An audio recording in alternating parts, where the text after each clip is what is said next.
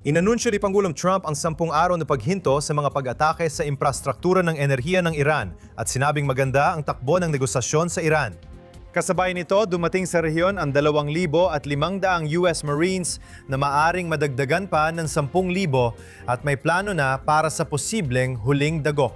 Ayon kay Pangulong Trump, hindi pa nanalo ang Iran sa digmaan at hindi pa natalo sa negosasyon. Maaring iniisip ni Trump na ipapakita niya sa mga Iranian kaya binabago niya ang sitwasyon.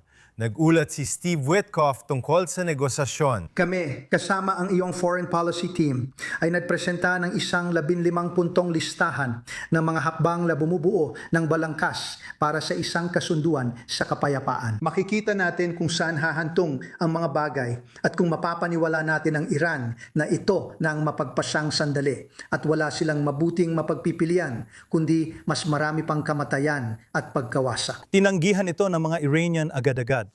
Binibigyan niya sila ng pagkakataon na subukang maintindihan kung ano ang nangyari sa kanila. Gusto nila na Amerikano at Israeli ang lumaban sa digmaan hanggang humina ito. Para sa kanila, tagumpay na ang makaligtas. Walang nagakala na tatagal ang Israel ng lampas 1 buwan. 2 taon at kalahati na natin itong ginagawa.